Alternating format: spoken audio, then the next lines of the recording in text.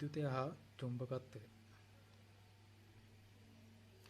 ධාරාව සංවෘත පරිපථය තුළ එක් ලක්ෂයක් පසු කරමින් ගමන් ගන්න ආරෝපණ ප්‍රමාණය ධාරාව ලෙස හැඳින්වෙනවා. මේ කියන්නේ යම්කිසි සන්නායකයක් ගත්තාම මේ සන්නායකය තුලින් ගමන් කරන ඉලෙක්ට්‍රෝන ප්‍රමාණය එහෙම නැත්නම් ආරෝපණ ප්‍රමාණය අපි කියනවා ධාරාව කියලා. මේක හරියට ජල කරා මේ ජල බටයක් තුලින් ජලය ගමන් කරන ආකාරයම තමයි මෙතන මේ ජලය අපි සලකනවා ධාරාව විදියට. මෙතන සන්නායකය තුලින් ඉලෙක්ට්‍රෝන ගමන් කිරීම කියන්නේ මේ ඉලෙක්ට්‍රෝන ගමන් කිරීම තමයි ධාරාව ලෙස හඳුන්වන්නේ. එතකොට ඒක අපි හඳුන්වන්නේ ඇම්පියර් කියලා. එතකොට ඒක ඒකකය ඒ විදියට අපි යොදා ගන්නවා. විභව අන්තරය සංවෘත පරිපථය තුළ අග්‍ර දෙකක් අතර ඇති විද්‍යුත් පීඩන වෙනස විභව අන්තරය ලෙස හැඳින්වෙනවා. එතකොට අපි ගත්තොත් බැටරියක් ගත්තොත් මේ බැටරිය අපි දාන වෝල්ටේජ් එක 1.5යි කියලා තියෙනවා නම් මේ කියන්නේ ඒ ධන හා ඍණාග්‍ර දෙක අතර ඇති විද්‍යුත් පීඩන වෙනස. ඒ කියන්නේ යම්කිසි පීඩන වෙනසක් තමයි අර්ථ ගන්නවන්නේ විභව අන්තරය කියලා. එතකොට ඒක අපි හඳුන්වන්නේ වෝල්ටේජ්. ඒ කියන්නේ V කියන සංකේතය තමයි යොදන්නේ. විද්‍යුත් ගාමක බලය සන්නායකයක් තුලින් ධාරාවක් ගලා යාම සඳහා ලබා දෙන බලය මෙලෙස හැඳින්වෙනවා. මෙම බලය බැටරියක් තුල හෝ විදුලි ජනකයක් තුල හටගන්නවා. දැන් අපි ගත්තොත් යම්කිසි සන්නායකයක් තුලින් ඒ සන්නායකය තුල ආරෝපණ තියෙනවා. එතකොට මේ ආරෝපණ ගමන් කරවන්න යම්කිසි බලයක් දෙන්න ඕන. මේ දෙන බලයට තමයි අපි කියන්නේ විද්‍යුත් ගාමක බලය කියලා. ඒතර විද්‍යුත් ගාමක බලයක් දෙන්න පුළුවන් සාමාන්‍යයෙන් බැටරියක් හරි විදුලි ජනක යන්ත්‍රයකින් හරි මේ විදිහට තමයි විද්‍යුත් ගාමක බලයක් සන්නායකයක් තුලින් දීලා යම්කිසි ධාරාවක් ගමන් කරවන්නේ. සන්නායක ඉලෙක්ට්‍රෝන ගමන් කළ හැකි ඕනෑම මාධ්‍යයක් සන්නායක ලෙස හැඳින්වෙනවා. ඒ කියන්නේ අපි මේ ඉලෙක්ට්‍රෝන කියන්නේ යම්කිසි පදාර්ථයක තියෙන ඉලෙක්ට්‍රෝන මේවා ගමන් කරවන්න පුළුවන් මාධ්‍ය තමයි සන්නායක කියලා කියන්නේ. ඒතර තඹ යකඩ ජලය වැනි මේ වගේ මාධ්‍යයන් තුලින් ඉලෙක්ට්‍රෝන ගමන් කරන්න පුළුවන් මේවා සන්නායක ලෙස හැඳින්වෙනවා. ප්‍රතිරෝධය විදුලිය ගමන් කිරීමක් දක්වන බාධාව ප්‍රතිරෝධය වේ. එතකොට මේ කියන්නේ යම්කිසි සන්නායකයක් තුලින් ඉලෙක්ට්‍රෝන ගමන් කරනවා නම් මේ ඉලෙක්ට්‍රෝන ගමන් කිරීමට දක්වන බාධාව තමයි ප්‍රතිරෝධකතාවය කියන්නේ. ප්‍රතිරෝධය කියන්නේ ප්‍රතිරෝධකතාව ඒකක දිගකින් හා ඒකක වර්ගඵලයකින් යුත් ඒකාකාර සන්නායකයක ප්‍රතිවිරුද්ධ මූණක් දෙක අතර ඇති ප්‍රතිරෝධය ප්‍රතිරෝධකතාවය කියලා කියනවා. මේ කියන්නේ යම්කිසි අපි සැලකුවොත් තඹ පෘෂ්ඨයක් ඒකක දිගකින් හා ඒකක වර්ගඵලයකින් යුත් ඒකාකාර සන්නායකයක්. ඒ කියන්නේ තඹ කෑල්ලක් සැලකුවොත් මේකේ ඒකක දිගක් හා ඒකක වර්ගඵලයක් අරගෙන මෙන්න මේ ඒකක දිග හා ඒකක වර්ගඵලය තුල ඇති විදුලිය ගමන් කිරීමට දක්වන බාධාව එහෙම නැත්නම් ප්‍රතිරෝධය තමයි ප්‍රතිරෝධකතාවය කියලා හඳුන්වන්නේ. ඒතර මේ ප්‍රතිරෝධකතාවය එක් එක් මාධ්‍යයට වෙනස් වෙනවා. යකඩවල ප්‍රතිරෝධයතාවය වෙනයි, තඹවල ප්‍රතිරෝධයතාවය වෙනයි. මේ විදිහට අපි ගණනය කරන්න පුළුවන්. සුපිරි සන්නායකතාවය ඕනෑම සන්නායකයක් තුළ උෂ්ණත්වය ආදී කරුණු හේතුවෙන් කුඩා ප්‍රමාණයේ ප්‍රතිරෝධකතාවයක් ඇත. ඊතා පහළ උෂ්ණත්වයකට පත් කරන ලද ඇතැම් සන්නායකවල ප්‍රතිරෝධකතාවය ශූන්‍ය මට්ටමට පැමිණෙන අතර එය සුපිරි සන්නායකතාවය ලෙසත් එම උෂ්ණත්වය සංක්‍රමණ උෂ්ණත්වය ලෙසත් හැඳින්වෙනවා. මේ කියන්නේ යම්කිසි සන්නායකයක් අපි ගත්තාම තඹ ගත්තොත් මේ තඹ සන්නායකය තුල ඒ 100% ප්‍රතිරෝධය ශූන්‍ය නැහැ. ඒ කියන්නේ ඒකේ යම්කිසි ප්‍රතිරෝධයක් තියෙනවා.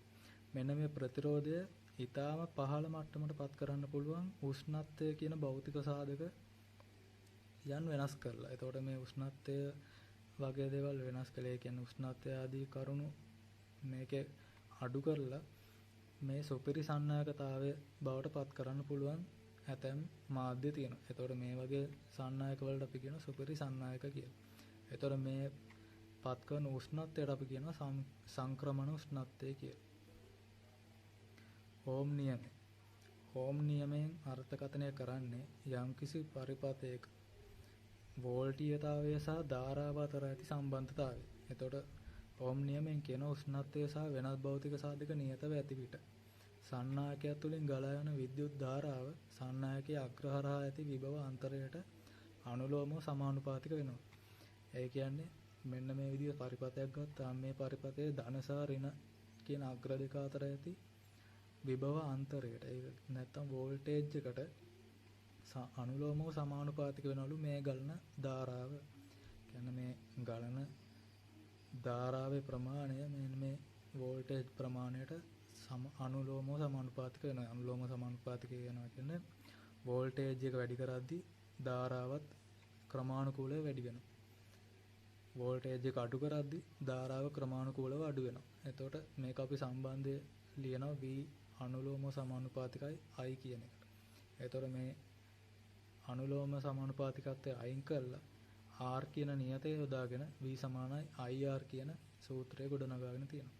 එතකොට මේ R කියන්නේ ප්‍රතිරෝධකය. නැත්තම් මේ පරිපථයේ තියෙන ප්‍රතිරෝධකතාවය තමයි R කියලා මේ සමීකරණයට එන්නේ. දැන් මේ සමීකරණය මගින් ඊට සරල ගණනක් හදමු. මේකේ අපිට තියෙනවා බැටරියක් තියෙනවා වෝල්ටේජ් 10යි. ඒ කියන්නේ විද්‍යුත් පීඩන වෙනස 10යි. මේකේ ප්‍රතිරෝධකයක් සවි කරලා තියෙනවා ඕම් 5යි. එතකොට විභව අන්තරය එහෙම නැත්නම් වෝල්ටේජ් එක සහ ප්‍රතිරෝධකය අපිට තියෙනවා. එතකොට V සමාන IR සූත්‍රය යොදාගෙන අපිට හොයන්න පුළුවන් මේ හරහා ගලන ධාරාව කොච්චරද කියලා. එතකොට අපිට උත්තරය ඉලා තිනවා ඇම්පියර් 2ක් විදියට. සමක ප්‍රතිරෝධය V සමානයි IR සූත්‍රය භාවිතා කරලා ගණන් හදන්න අපිට සමක ප්‍රතිරෝධය හොයන්න එක වැදගත් වෙනවා. එතකොට සමක ප්‍රතිරෝධය හොයද්දී සමක ප්‍රතිරෝධය හොයන්න ප්‍රතිරෝධක තියෙන විදි දෙකක් තියෙනවා. එකක් ප්‍රතිරෝධක සමාන්තරගතව. ඒ කියන්නේ මේ R1 කියන ප්‍රතිරෝධකයට සමාන්තරගතව තමයි R2 කියන ප්‍රතිරෝධකය තියෙන්නේ. එතකොට ඒ විදිහට තියෙන පරිපථයක් ගත්තාම ඒකේ අපිට සමක ප්‍රතිරෝධය හොයන්න පුළුවන්. මොකද මේ සමක ප්‍රතිරෝධය කියන්නේ මේ පරිපථයට මේ ප්‍රතිරෝධක දෙකම වෙනුවට දාන්න පුළුවන් තනි ප්‍රතිරෝධකයේ අගය තමයි අපි කියන්නේ සමක ප්‍රතිරෝධය කියලා. කියන්නේ මේ පරිපථයම අපිට හදන්න පුළුවන් මේ ප්‍රතිරෝධක දෙකම අයින් කරලා මේ දෙකම වෙනුවට දාන්න පුළුවන් එක් ප්‍රතිරෝධකයක් දාන්න පුළුවන්. ඒතර මේ එක් දාන එක ප්‍රතිරෝධකයේ අගය තමයි සමක ප්‍රතිරෝධය කියලා කියන්නේ. ඒතර ඒක හොයන්නේ එක බෙදීම R සමක ඉක්වලන්ට්. ඒ කියන්නේ සමකය එක බෙදීම R එක බෙදීම සමාන එක බෙදීම R1 ධන එක බෙදීම R2. ඒ කියන්නේ මේ R1 එකයට R1 ධන එකයට R2 කියන සමීකරණය තමයි ඒක හොයන්නේ. ඊට පස්සේ පරිපථයක මේ ප්‍රතිරෝධක ශ්‍රේණිගතව තියෙනවා නම් ඒ කියන්නේ මේ විදිහේ පරිපථයක එක් කොනක් කෙලවර අනෙක් ප්‍රතිරෝධකයේ තියෙනවා නම් කියන්නේ මේක අපි කියනවා ශ්‍රේණිගත සම්බන්ධතාවයක් කියලා. ඒතර මේ වෙනුවට දාන්න පුළුවන් තනි ප්‍රතිරෝධකයගේ හොයන්නේ. ඒ කියන්නේ සමක ප්‍රතිරෝධය හොයන්නේ මේ දෙකේ එකතු. ඒ කියන්නේ R1 ධන R2. පරිපථය දැන් මේ විදිහට ගත්තාම අපි ගාණක් ගත්තාම මේකේ අපිට දීලා තියෙනවා වෝල්ටේජ් 9ක බැටරියක් සහ කිලෝ ඕම් 3ක ප්‍රතිරෝධයක්, කිලෝ ඕම් 10ක ප්‍රතිරෝධයක්, කිලෝ ඕම් 5ක ප්‍රතිරෝධයක් සම්බන්ධ කරලා තියෙනවා ශ්‍රේණිගත ආකාරයට. එතකොට මේකේ අපිට හොයන්න කියලා තියෙන්නේ මේ පරිපථය හරහා ගලන මුළු ධාරාව සහ මේ එක් එක් ප්‍රතිරෝධකයන් හරහා තබා ගන්නා වෝල්ටීයතාවය කොපමණද කියලා. එතකොට අපි දැන් මේක බලමු. සමග ප්‍රතිරෝධය හොයන්න මෙන්න මේ ප්‍රතිරෝධය සහ මේ ප්‍රතිරෝධය මේ තුන වෙනුවටම දාන්න පුළුවන් තනි ප්‍රතිරෝධකයේ අගය ඉස්සලා අපි හොයාගෙන ඉමු. එතකොට ඒක හොයන්නේ R equivalent සමානයි 3 කිලෝ ඕම් 3 ධන 10 ධන 5 මේ සමීකරණය යොදා ගන්නවා. මොකද මේ පරිපථයේ ප්‍රතිරෝධක තියෙන ශ්‍රේණිගතව නිසා. එතකොට අපිට උත්තර එනවා කිලෝ ඕම් 18ක් කියලා. එතකොට මේ දාන්න පුළුවන් තනි ප්‍රතිරෝධකයාගේ කිලෝ ඕම් 18යි. එතකොට දැන් අපිට වෝල්ටේජ් 9ක් තියෙනවා. IS කියලා ධාරාවක් ගමන් කරනවා. එතකොට කිලෝ ඕම් 18ක සමක ප්‍රතිරෝධයක් තියෙනවා. මෙන්න මේ තුන යොදාගෙන V සමාන IR සූත්‍රය මගින් අපි හොයා ගන්නවා ගලන ධාරාව. ඒ කියන්නේ සම්පූර්ණ පරිපථය තුලින් ගලන ධාරාව කොච්චරද කියලා. එතකොට අපිට ගාන දැක්කම පේනවා ඇති 0.05 ඇම්පියර් ඇවිල්ලා තියෙනවා. ඊළඟට අපි බලමු කොහොමද මේකේ වෝල්ටීයතාවයන් එකින් එකට හොයාගන්නේ කියලා. අපි දන්නවා දැන් මෙතන ධාරාව මෙන්න මේ ප්‍රමාණයෙන් ගමන් කරනවා. එතකොට මේ හරහා ඇති වෝල්ටීයතාවය හොයන්න අපි දන්නවා කිලෝ ඕම් 3ක ප්‍රතිරෝධයක් සහ ඇම්පියර් මේ ප්‍රමාණයෙන් ධාරාවක් ගමන් කරනවා. එතකොට මේතන්ට V සමානයි IR යොදාගෙන අපිට පුළුවන් ඒ වෝල්ටීයතාවය හොයන්න. එතකොට කිලෝ ඕම් 3 ප්‍රතිරෝධකය හරහා තියෙන වෝල්ටීයතාවය 1.5 වෝල්ට් කියලා අපිට සමීකරණයෙන් ඇවිල්ලා තියෙනවා. එතකොට මෙතන 3000 කියලා යොදාගෙන තියෙන්නේ මේ කිලෝ ඕම් 3 ඕම් කරලා. එතකොට හැමතිස්සෙම අපි ගානකට ප්‍රතිරෝධකයක් යොදා ගද්දී ඒක ඕම් කියන අගයෙන් තමයි භාවිතා කරන්න ඕන. එතකොට කිලෝ ඕම් 3 ඕම් බවට පත් කරලා 3000ක් විදිහට යොදා ගන්නවා. මෙතන ඇම්පියර් ඒ ගාන යොදාගෙන ඒක ගුණ කරාම අපිට 1.5 වෝල්ටේජ් කියලා හම්බ වෙනවා. කියන්නේ මෙතන හරහා වෝල්ටේජ් එක 1.5යි. මෙතන 10යි k කිලෝ ඕම් හරහා ප්‍රතිරෝධය වෝල්ට් 5ක් විදිහට අපිට එනවා. එතකොට මේ 5 කිලෝ ඕම් 5 ප්‍රතිරෝධකය හරහා 2.5ක් විදිහට යනවා. එතකොට මේ තුන මේ 1.5යි 5යි 2.5 එකතු කරාම වෝල්ටේජ් 9 අපිට එනවා. ඊළඟට අපි බලමු මේ පරිපථයක ප්‍රතිරෝධක සමාන්තරගතව ඇති විට කොහොමද ගාන හොයන්නේ කියලා. එතකොට මෙතන වෝල්ටේජ් 10ක් තියෙනවා. ඊළඟට මෙතන IS කියලා ධාරාවක් ගමන් කරනවා. ඒ ධාරාව දැන් මෙතන ප්‍රතිරෝධක සමාන්තරගතව තියෙන නිසා ධාරාව බෙදිලා යනවා. මේ එන ධාරාව මෙහෙට ප්‍රමාණයකුයි මෙහෙට තව ප්‍රමාණයකුයි ගමන් කරනවා. එතකොට අපි ගත්තොත් මේකේ IS කියන ධාරාව, ඒ කියන්නේ මුළු සම්පූර්ණ ධාරාව, මේ පරිපථය හරහා ගලන සම්පූර්ණ ධාරාව හොයන්න මෙන්න මේ සූත්‍රය යොදා ගන්නවා. ඒ වගේම මේකට ආදේශ කරගෙන එකයට 250 ඕම්, එහෙම එක බෙදීම 800යි ඕම් මේ විදිහට අරගෙන මේ උත්තරය ලබා ගන්නවා. එතකොට අපිට එනවා 190.42 ඕම් කියන එක. ඒක අපි V සමානයි IR කියන සූත්‍රයට ආදේශ කරලා මුළු සම්පූර්ණ ධාරාව හොයාගන්න. එතකොට මේ ප්‍රමාණය අපිට ලැබෙනවා. එතකොට ප්‍රතිරෝධක සමාන්තරගත බැවින් වෝල්ටීයතාවයන් සමාන වෙනවා. මෙන්න මේ 250 ඕම් කියන සහ 800 ඕම් කියන ප්‍රතිරෝධක දෙක මේ වෝල්ටේජ් 10 එක්ක සමාන්තරගතව තියෙනවා. එතකොට මේ 800 ඕම් හරහා ලැබෙන වෝල්ටීයතාවයක් 10යි, 250 ඕම් කියන ප්‍රතිරෝධයට ලැබෙන වෝල්ටීයතාවයක් 10යි. එතකොට මෙතන V සමානයි IR මේකට යෙදුවාම මෙතන වෝල්ටීයතාවයක් තියෙනවා, ප්‍රතිරෝධකයක් තියෙනවා. එතකොට අපිට එනවා ධාරාව 0.04යි. මෙතනට V සමානයි IR යෙදුවාම වෝල්ටීයතාවය 10යි, ඒ වගේම ප්‍රතිරෝධය 250යි.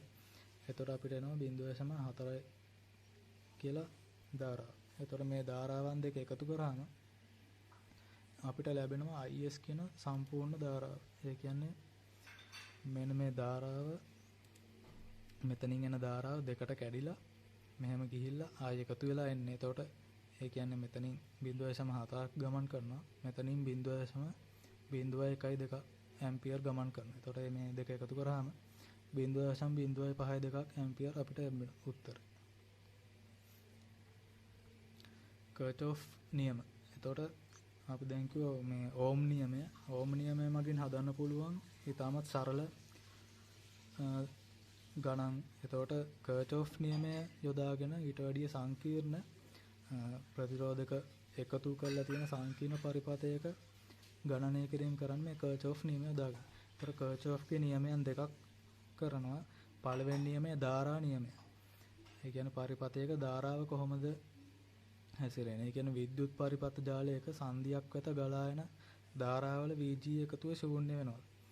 මේ කියන්නේ මෙතනින් I1 මේ ධාරාව, මෙතනින් ගලා යන ධාරාව, මේ එන ධාරාව, මේ සංදියට එන ධාරාවන්ගේ සහ පිටවන ධාරාවන්ගේ මේ විදිහට පිටවන ධාරාවන්ගේ එකතුව ශූන්‍ය වෙනවා. ඒතර කර්චොෆ්ගේ කරන්ට් ලෝ එක. එහෙම නැත්නම් KCL එහෙම නැත්නම් කර්චොෆ්ගේ ධාරා නියමය මගින් කියන්නේ මෙන්න මේ කාරණා. ඊළඟට අපි බලමු දෙවන නියමය කර්චොෆ්ගේ වෝල්ටීයතා නියමය. සංවෘත විද්‍යුත් පරිපථය කැරි බැරයන්. එහෙම නැත්නම් ප්‍රතිරෝධක එහෙම නැත්නම් උපකරණ අපි කියනවා. මේ ඇති බැරයන් හරහා ඇති වෝල්ටීයතාවයන්ගේ Vg එකතුව එහි ඇති විද්‍යුත් ගාමක බලවල Vg එකතුවට සමාන වෙනවා. මෙන්න මේ කියන්නේ මෙන්න මේ වෝල්ටීයතාවය එහෙම නැත්නම් විද්‍යුත් ගාමක බලය. මේක බැටරියක් හරි මොකක් හරි එහෙම වෙන්න පුළුවන්. ඒතර මේ විද්‍යුත් ගාමක බලය මගින් දෙන වෝල්ටීයතාවයට සමාන වෙනවලු මේ හරහා තියෙන වෝල්ටීයතාවය, මේ ප්‍රතිරෝධකය හරහා තියෙන වෝල්ටීයතාවය, මේ ප්‍රතිරෝධකය හරහා තියෙන වෝල්ටීයතාවයන්ගේ එකතුවට. ඒක තමයි කර්චොෆ්ගේ වෝල්ටීයතා නියමය. එහෙම නැත්නම් කර්චොෆ් වෝල්ටේජ් ලෝ කියන එකෙන් හඳුන්වනවා. ඊට පස්සේ බලමු එකෙන් හදන ගණන් ටික. මේ ගාන මේකේ අපිට තියෙනවා වෝල්ටේජ් 3ක බැටරියක් සම්බන්ධ කරලා මේ විදිහට ප්‍රතිරෝධක කිහිපයක් සම්බන්ධ කරලා තියෙනවා. එතකොට හොයන්න ඕනේ මේ ප්‍රතිරෝධකයන් හරහා ගමන් කරන ධාරාව තමයි හොයන්න ඕනේ. එතකොට මේ විදිහට හොයද්දී අපිට ඕම් නියමය දාලා හොයන්න අමාරුයි, සංකීර්ණයි. එතකොට මේ විදිහට හොයනකොට ඉස්සෙල්ලාම අපි සලකන්න ඕනේ කර්චොෆ්ගේ ධාරා නියමය යොදා ගන්න. කර්චොෆ්ගේ ධාරා නියමය මගින් අපි මේක බෙරම මෙතනින් I1 කියලා ධාරාවක් ගමන් කරනවා. මෙන්න මේ I1 කියන ධාරාව. මේ I1 කියන ධාරාව මෙන්න මේ සංදියේදී දෙකකට බෙදෙනවා. එතකොට එක කොටසක් I2 විදිහට අනිත් කොටස I3 විදිහටත් මේ විදිහට මාර්ග දෙකේ ගමන් කළා නැවත I1 මේ හරහා ගමන් කරනවා. එතකොට මේක අපි සමීකරණයකින් දක්වනවා I1 සමානයි I2 ධන I3. ඒ කියන්නේ මේ යන ධාරාව සමානයි මෙතනින් යන ධාරාවට සහ මෙතනින් යන ධාරාවගේ එකතුවට. ඒක පළවෙනි සමීකරණය. මේක ලියන කර්චොෆ්ගේ ධාරා නියමය මගින්. ඊට පස්සේ කර්චොෆ්ගේ වෝල්ටීයතා නියමය මගින් තව සමීකරණයක් ගොඩනගනවා. එතකොට මේ සමීකරණ ගොඩනගද්දී ඉස්සලා සලකන්න ඕනේ යම්කිසි වක්‍රයන් දෙකක්. එතකොට මේ පරිපථය අපි සලකුවොත්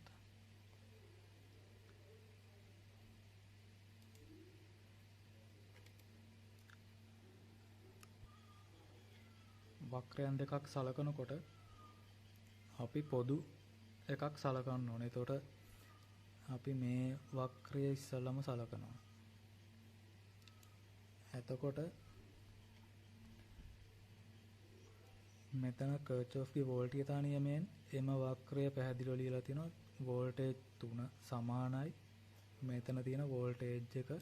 ඒ කියන්නේ 10යි I1. මෙතන අපි වෝල්ටේජ් එක ලියන්න පුළුවන් V සමානයි IR සමීකරණය. ඕම් නියමයේ සමීකරණය ධාරාවේ සහ ප්‍රතිරෝධයේ ගුණිතය සමානයි වෝල්ටේජ් එකට. එතකොට මෙතන අපි මේක දක්වනවා ඕම් 10 සහ මේ I1 කියන ධාරාවේ ගුණිතය සමානයි මෙතන තියෙන වෝල්ටේජ් එක. එතකොට ඒක දක්වනවා I1 10. ඒ කියන්නේ මෙතන මේ කියන වෝල්ටේජ් එක ධන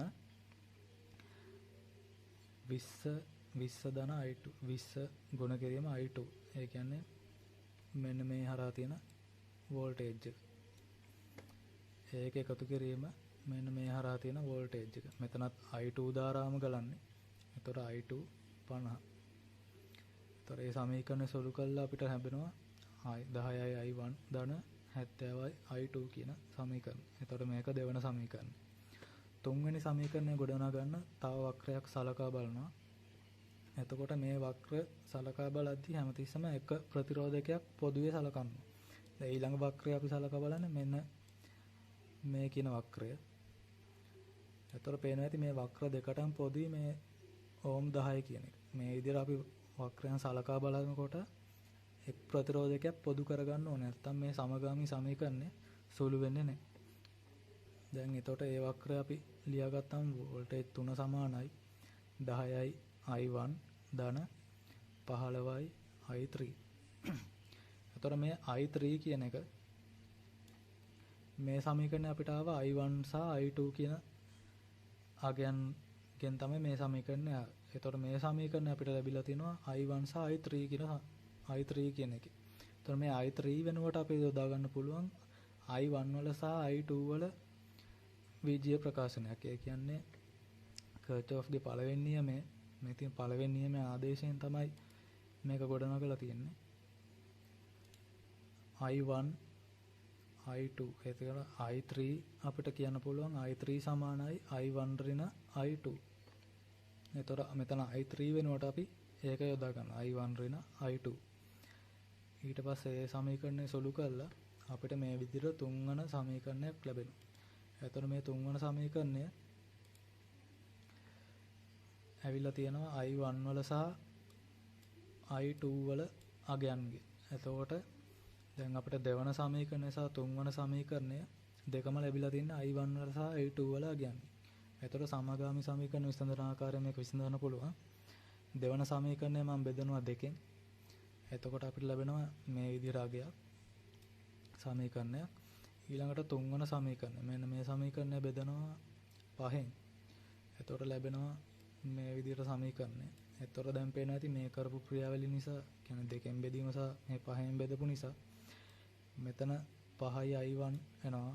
මෙතනටත් 5යි I1 එනවා. එතකොට අපිට පුළුවන් හතරවන සමීකරණයෙන්, ඒ කියන්නේ මේ හතරවන සමීකරණයෙන් පස්වන සමීකරණය අඩු කරලා මෙන්න මේ I1 කියන එක ඉවත් කරගන්න පුළුවන්. එතකොට එහෙම ඉවත් කරගත්තාම අපිට මුළු සමීකරණය එනවා I2 අගයන්ගෙන් පමණක්. එතකොට I2 වගේ උක්ත කළා I2 වලට අපි ධාරාව කොච්චරද කියලා හොයාගන්න. ඊළඟට ඒ I2 වලට එන අගයන් ආදේශ කරනවා මේ මොකක් හරි සමීකරණයකට. ඒ කියන්නේ මේ දෙවන සමීකරණයේ I2 වෙනුවට අපි ඒ අගය ආදේශ කරගත්තොත් අපිට පුළුවන් මේ සමීකරණයෙන් I1 උක්ත කරලා I1 හොයාගන්න. ඊළඟට I1 සහ I2 දෙකම තියෙනවට දෙකම තියෙද්දි අපිට පුළුවන් මෙන්න මේ සමීකරණයට දාලා I3 කියන එක හොයාගන්න. ඊළඟට අපි තව ගානක් බලමු. කර්චොෆ්ගේ මේ ගානේ අපිට තියෙන විද්‍යුත් ගාමක බලයන් දෙකක්. එතකොට මේ තියෙන එකක්, මේ කියන්නේ දෙවෙනි එක. එතකොට E1 සහ E2 කියලා විද්‍යුත් ගාමක බල දෙකක් මේ පරිපථයේ තියෙනවා. ඒ වගේම ප්‍රතිරෝධක තුනක් මේ විදිහට සම්බන්ධ කරලා තියෙනවා. හරි. අපි දැන් මුලින්ම කර්චොෆ්ගේ ධාරා නියමය මගින් මේක අපි ධාරා ටික ලකුණු කරගමු. ඉස්සෙල්ලාම මේ පටන් ගමු. එක පැත්තකින් පටන් ගත්තම I1 කියන ධාරාවක් අපි අඳ ගන්නවා මේ පැත්තට ගමන් කරන විදිහට. එතකොට මේ I1 ධාරාව I3 වශයෙන් එක් කොටසක් මේ පැත්තටත් I2 වශයෙන් එක් කොටසක් මේ පැත්තටත් ගමන් කරනවා. මේ විද්‍යුත් ගාමක බලය තිබ්බට කමන්නේ ගණන් ගන්නපා මේ විදිහට ධාරාවන් ටික ලකුණු කරගන්න. ඊළඟට කර්චොෆ්ගේ වෝල්ටීයතා නියමය මගින් අපි වක්‍රයන් දෙක ලකුණු කරගන්න ඕන. මුලින්ම ABD කියන වක්‍රය සඳහා, ඒ කියන්නේ ABD කියන වක්‍රය සඳහා, ඒ කියන්නේ මෙන්න මේ වක්‍රය. මෙන්න මේ වක්‍රයට අපි වෝල්ටීයතා නියමය යොදා ගන්නවා. ඒතර 9 වෝල්ට් කියන ප්‍රතිරෝධය සමානයි I1 10යි ඕම් ධන I3 5යි ඕම්. එතකොට මේක දෙවන සමීකරණය. ඊළඟට CDB වක්‍රය සඳහා අපි සූත්‍රයක් ගොඩනගනවා CDB. ඒ කියන්නේ මෙන්න මේ කියන වක්‍රය. එතකොට මේකෙත් පේනවා ඇති මේ වක්‍රයට සහ මේ වක්‍රයට පොදුවේ මෙන්න මේ ඕම් 5 කියන එක අපි අරන් තියෙනවා. එතකොට මෙහෙම ගත්තාම තමයි මේක සමගාමී සමීකරණ විසඳෙන්නේ. ඊළඟට අපි දැන් බලමු මේ සමීකරණය. මේක අපි මේ දැන් වක්‍රයේ සලකන පැත්තට අපි බලන්න ඕනේ. එතකොට මෙතන ඕම් 5 I3 ඕම් 5 මෙතන I3 කියන ධාරාව ගමන් කරන්නේ අපි සලකන පැත්තට නෙමෙයි අනිත් පැත්තට. එතකොට ඒක තියෙන අපි සලකන පැත්තට නෙමෙයි නම් ධාරාව ගමන් කරන්නේ. අපි මෙතන ඍණ 5යි i3 කියලා තමයි යොදාගන්නේ. මොකද අපි සලකන පැත්තට නෙමෙයි මේ ධාරාව ගලන නිසා. ඊළඟට අපි මෙතන බලනවා ඕම් මෙතන වෝල්ටේජ් එක 3යි i2. කියන්නේ මේ i2 කියන ධාරාව තමයි මෙතනින් ගමන් කරන්නේ. i2 මේ වක්‍රය හරහා i2 යන්නේ. එතකොට 3යි i2 මේ විදිහට CDB කියන වක්‍රය සඳහා වෝල්ටීයතා නියමය යොදා ගන්න.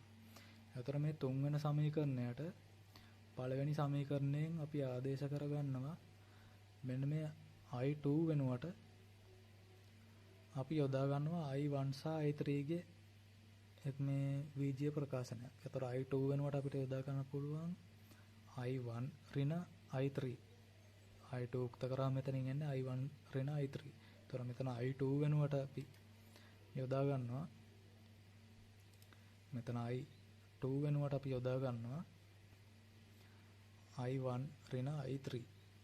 එතකොට මේ විදිහට සමීකරණය සොළු කරගත්තාම මේ විදිහට අපි හතරවෙනි සමීකරණයක් ලැබෙනවා. ඊළඟට සමගාමී සමීකරණ විසඳන ආකාරය මෙන්න මේ විදිහට දෙවන සමීකරණය මම 3ෙන් වැඩි කරලා මේ සමීකරණය ගොඩනගා ගන්නවා. ඒක පස්වෙනි සමීකරණය විතර ගන්නවා. හතරවෙනි සමීකරණය 10ෙන් වැඩි කරලා මෙන්න මේ හයවෙනි සමීකරණය ලබා ගන්නවා. ඊළඟට මේ සමීකරණ දෙක අපිට පේනවා මේ 3ෙන් වැඩි කිරීම සහ 10ෙන් වැඩි කිරීම නිසා මේ අගයන් දෙක අපිට සමාන කරගන්න පුළුවන් වුණා. එතකොට 6 වෙනි සමීකරණයෙන් 5 වෙනි සමීකරණය අඩු කරාම අපිට එනවා මේ විදිහට සූත්‍රය. එතකොට මේ සූත්‍රයේ i1 කියන එක කැපිලා යනවා. i1 කැපිලා යන තමයි අපි මේ 6න් 5 වෙනි සමීකරණය අඩු කරන්නේ. එතකොට එහෙම කැපිලා ගියාම අපිට සම්පූර්ණ සමීකරණය එන්නේ i3 වල අගය. එතකොට i3 වල අගය උක්ත කරලා ගත්තාම මෙන්න මේ ධාරාව අපිට එනවා i3 වලට. එතකොට මේ i3 වල අගය දෙවන සමීකරණයට ආදේශ කරනවා. දෙවන සමීකරණයට ආදේශ කරාම i3 වල අගය අපිට මේකෙන් i1 උක්ත කරලා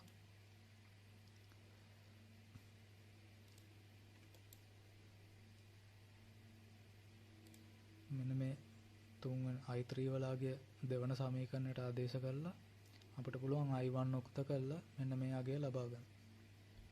ඊළඟට i3 සහ i1 දෙකම තියෙනවා. මෙන්න මේ දෙක පළවෙනි සමීකරණයට ආදේශ කරලා අපිට පුළුවන් i2 වල අගය ලබා ගන්න. මේ විදිහ තමයි කර්චොෆ්ගේ නියමයන් වලින් ගණන් සොළු කරන්නේ.